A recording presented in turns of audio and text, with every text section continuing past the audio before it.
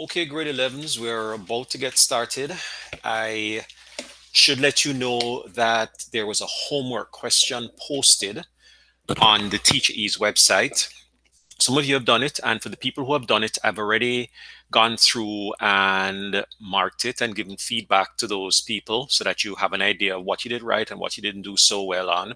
And I'm hoping everybody will get a chance to get that done at some point. So homework is really just for practice. There will it be a test eventually on all the stuff that we're doing now on data management, but the homework doesn't affect your mark. So feel free to try it out just to make sure you understand how to do the homework. All right, because the test will be based on the stuff we're doing in class and the stuff you're doing for homework. All right, so what are we doing today? We're looking at something called spread, a measure of spread. We did measures of central tendency before, and basically that was trying to find one number which represented a whole bunch of numbers. And we talked about mean, mode, and median as three of those measures of central tendency. We're going to look at measures of spread today. So I'm going to try to give you an idea of what that means and why that is so important and useful. Before we get started on that, I'm going to do some review of the stuff that we did in the last class. We talked about weighted averages. So let me see if you remember how this works. Let's say there was a teacher who had this weighting system for coming up with your overall mark. Presentations were worth 25%, assignments were worth 15%, and tests were worth 60%. So obviously tests are weighted more heavily than anything else. This particular student had this average for presentations, this average for assignments, and this average for tests. Remind me how we do the weighted average. So not everything counts the same, right? The 71% has a 60% weighting. The 85% only has a 25% weighting. So let's go through the process again. Just as I said, for review purposes, weighted average, remember, is a sum of the number times the weighting factor. So the number here will be the 85%, the weighting factor will be the 25%. So we're going to take all of those products, number times weighting factor, we're going to sum them up and divide by the sum of all of the weights. These weights here in this particular case sum up to 100. So 60 plus 15 at 75 plus 25 is 100. So what does that look like? Looks like this. I have 25 times 85, so 25 times 85, 15 times the 77, and the 60 times the 71. So there are your weights being multiplied by each of the averages. And then I'm going to divide by the sum of the weights. So the weights are 25, 15, and 60. So I'm going to add these all up. I'm going to multiply these and add these all up. And that works out to be these products, 2125, 1155, and 4260. Now, if you put everything together, it works out to be 75.4. All right, you can check that for yourselves on your own calculator. So this person's overall average with these weights is 75.4. Now remember, if I change these weights, I guarantee you the average will change. All right, so the weights do affect what the final mark is. Just like your own average is a weighted average. We talked about that two classes ago. This is a weighted average, and the weights do reflect or affect the final average. Okay, so that's just review. Let's move on. The results of Joachim and Taran's test scores are shown below. Determine the mean, median, and mode for each and compare the results. So yeah, we're doing mean, mode, and median and mode again, which we've already done, right? But there is something about these results which warrants some closer examination. So here are Joachim's test results. You can see the numbers on the screen. Here are Taran's test results. You can see those numbers on the screen. So first thing I'm going to do, because since I'm going to find the median, which is the middle value, just like when we did this a few days ago, I'm going to line them up. I'm going to put them in ascending order. So 45 is the lowest, followed by 64, then 68, and so on and so forth, all the way up to 83. That's just taking these numbers and putting them in order. And then I'm going to find the mean, which is adding these numbers together and divide that by 5. So it's the 45 plus the 64, etc., etc. There are 5 numbers. So there's my mean, 67.2. And I also need to find the mode. Well, if you look at all of these numbers, there is no mode because there is no number that appears more than once. So it means that there is no number that we can say is more prevalent than any other number. They're all single occurrences. They all occur only once. So we really can't say that there's a mode here. So mode is none. But median is 68. I'll tell you why it's 68. There are 5 numbers here. Add 1 to 5, which is 6, and divide 6 by 2, which is 3. The third number is my median, which is, of course, oh, sorry, I'm looking at the wrong set of numbers. The third number here is 68, and that would therefore be a median. It's a number in the middle. So if you look at the numbers that are in order, the middle number is the third number. Let's do the same thing over here for Tehran. For Tehran, we're going to put the numbers in order first, again, ascending order. Then we're going to find the mean by adding the numbers together and dividing by 5, right? Same kind of approach. And it turns out that we're getting the same result. 336 divided by 5, which is 67.2. Both of these have the same mean. Now, what about mode? Well, I'm saying there are 2 modes because 67 occurs twice and so does 70. So that occurs more than any other number. Hold on, I'm just seeing 62 is there twice as well. I didn't notice that before. I think this answer is actually not correct. The answer should be 62, actually. 62 and 70. So what you're seeing on the screen, I'm actually now correcting it mid-course. It should actually be 62 and 70. So just scratch this off. The median, though, is the middle number. And that middle number, again, is the third number because there are still 5. So 5 plus 1 is 6. Divided by 2 is 3. So the third number here is the 67. So there you go. That takes care of that one. Okay, so why are we doing this? Why are we looking at mean, median, and mode again, although we did this already? If you look at these 2 sets of numbers, you should probably wonder whether this set of numbers and this, even though they have the same mean, 67.2, are they kind of similar in the way they're spread out? Remember, we're talking about spread, measures of spread, right? How wide dispersed are these numbers? Well, one of the ways that we can do that is by looking at something called the range of the numbers, the difference between the largest number and the smallest number in a data set. So we're going to work out the range for that set of numbers in a minute. It's a very simple calculation to do. And the bigger the range is, the more spread out the data is, right? But there's another more commonly used measure of spread, and it's going to be a little bit of work to actually calculate it, and I'll go through the steps with you. But it's called standard deviation. So it's a measure of spread, and the greater the standard deviation is the largest spread of the data. By far, the easiest measure of spread is range. It's just a simple subtraction.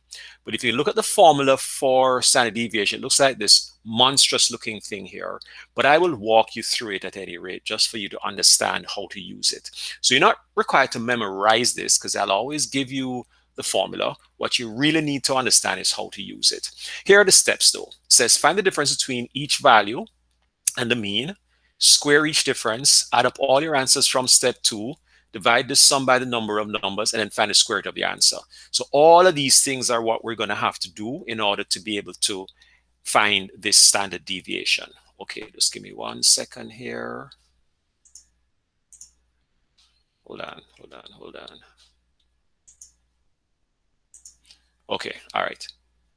So let me get back to the presentation. All right. So these are the steps you have to follow, but I know it's going to make it much easier when you actually see the steps as I go through them. All right, so let's go back and look at the data again. We had Joachim's test and we had Tehran's test. If I take you back for a second, it says that the range is the largest minus the smallest. It's really that simple. So let me go forward again. This is Joachim's test. All I'm going to do to find the range is I'm going to take the 83 and minus 45. Right? The biggest number here is 83. The smallest number is 45. So the range is just simply 38. Right? As simple as that. That's how you measure spread with range. Same thing for Tehran. Tehran's biggest number is 70. Smallest number is 62. The range for Tehran is 8. So these, if you look at Joachim's test results are all over the place. He got as much as 83 but bombed on this particular test and got 45. Whereas Taran, the word I would use here is more consistent. His score, now remember, when we looked at the mean, the means were the same. They had the same average. But Taran's test results are much more consistent, meaning they're kind of all similar to each other. Whereas Wakim is up one day, way up one day, and then way down another day. And that's what spread is measuring. When we're measuring spread, we're trying to see how consistent data is, right? Is it kind of more or less on the same basic trend, or is it that it's up and down all over the place? Well, this range shows that Wakim is up and down all over the place, whereas Taran is kind of more consistent, okay? The biggest minus the small is just 8, but for Wakim, there's a huge difference between the big and the small. There's a 38 difference. Okay, so that's what range is. Now, we're going to do this another way, right? But first of all, let's find the mean and the range for this data. So I'm giving you data for twins, Toby and Moby, right? Look at this, they work at a pizza shop. Their manager is going to give the raise to the better employee. Now, you might ask, how do you define better? Well, we're going to say for our purposes, for this class, or what we're doing, that better is going to be the person who is more consistent, who is more predictable, who you can depend on more because they're not all over the place. They tend to have a performance which is, very much on trend. So look at both of these. Toby 54 one day, 152, and so on and so forth. Moby the same thing. Let's find the mean and the range for the data. So the mean is, starting with Toby, is pretty easy. Let's just add up all the numbers, right? Divide by the number of numbers. That's 8. So for Toby, the mean is 104, right? That's pretty simple. We've done mean before, same as average. The range is taking the highest value, which is 180, and minusing the lowest value, which is 12. So how spread apart is Toby's performance, right? It's 168. For Moby, right, let's find Moby's average first, or mean first. Do the same thing again. Take all of these numbers, 132, 104, all of these numbers here, add them up, divide by 8. And guess what? The mean is the same, right? It's the same mean. So if this manager is trying to figure out who is better by looking at average, the mean doesn't help at all, right? How about the range? Let's see if the range helps out. The range is the same, right? Because the highest here is 180 and the lowest is also 12. So this measure of spread is okay, but there's a better measure which we're going to get to on the next screen, right? So we have a measure of spread which gives us 168 for Toby, but also 168 for Moby. We have a measure of central tendency, which is 104 for Toby and 104 for Moby. So really, this manager trying to make a distinction between these two can't really right now, because looking at all the metrics are pointing to neither one, right? Both of them are pretty much on par at this point. So here is where we get to the more complicated standard deviation. So follow me now as I walk you through how to get standard deviation. Okay, so starting off with Toby. Here are Toby's numbers again. I'm not changing anything. It's the same numbers I had before.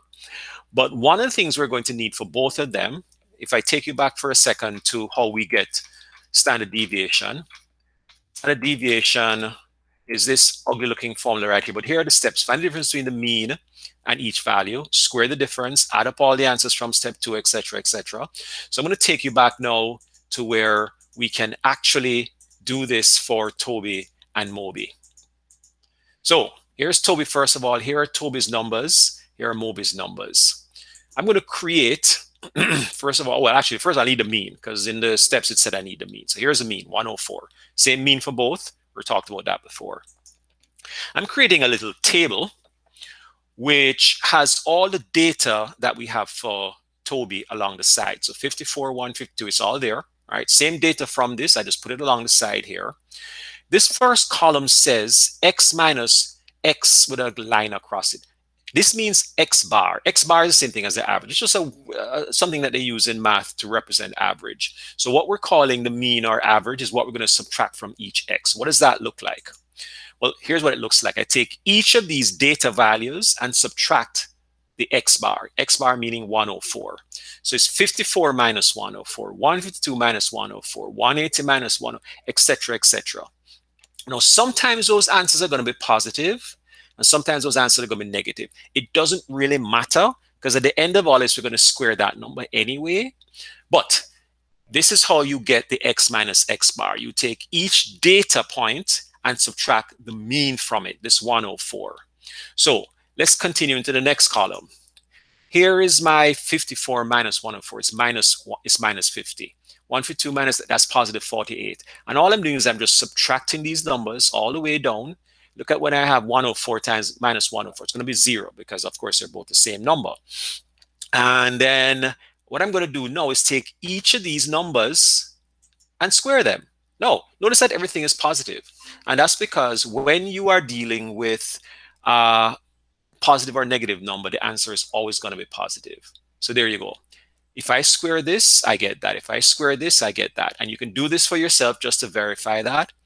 So all I've done is I've followed the formula, find the difference between x and x bar. Let me just see if there's somebody who wants to let in here. Just give me one quick second. Okay, we're good. Yeah, I think we're good. All right. So all I've done is I've just simply followed the process, which is to subtract the mean from each of the data points. That's what this column is here. And I'm going to square it. Then at the end of it, I'm going to add it all up. Right? What do I do with this total? According to the formula, I'm going to take that total, divide it by the number of numbers. There are 8 numbers here. Right? So I'm going to divide by 8. I'm going to take the square root of that. So the standard deviation for this set of data is 51.6. Okay, so that takes care of Toby. Here comes Moby. I'm going to go through the same process again for Moby. I'm going to first of all put a table together with all the numbers in it. That comes from the second row, right? These are all the numbers from the second row. Then I'm going to take each of these numbers and subtract x bar from it. That's 104. So that's what this says. So 132 minus 104, 104 minus 104, 102 minus 104. Every number just gets subtracted by the mean, which is 104. And the next column just simply shows you what that difference is. So if I take 132 and minus 104, I get 28. 104 minus 104 is 0. 102 minus is minus 2. These are just the differences. So I'm going to take these differences, square them for the next column, right? That's what these numbers represent, and add them up. So this is the sum that I get from adding up all of these differences after I square them. And now I just have to find my standard deviation. So here we go. Same formula as before. It's the square root of this total divided by 8, and that works out to be 44.3. So now we can actually make a decision. The manager now has enough information to make a decision. Who is more reliable? Who is the one who you would expect to be able to predict how well they're going to do? Who is more consistent? Let me use that word. Is it Toby or is it Moby? Well, I'm going to say that if I'm going to hire somebody, I want to know that I can predict on a regular basis how they're going to perform. They have the same average, they have the same range, but I would say Moby with a lower standard deviation is more consistent, right? I know there are some big sort of gaps here, like 12 to 132 and 180. I mean, yeah, there's some variability here, but it is less in Moby than it is in Toby, and that's what the standard deviation is showing us. There's a smaller standard deviation, so the smaller the standard deviation is the less spread out the data is the more consistent the data is. And that's what standard deviation is meant to measure. And that's what range is also meant to measure. But as you can see, range doesn't always give you an accurate or as accurate figure for spread as does standard deviation. So that's about it for today. I know it's a short class. This part of it here is a part that I think people are going to, need to spend the most time on. Do this number crunching here. And I'll give you one question with standard deviation in it as a homework question. Like I said before, I'm hoping that you're going to not only get this homework done, but also the one from before. If you have any questions, you're free to email me. I'm always going to respond as quickly as I can. And that's it. That's it. So I'll stop sharing now.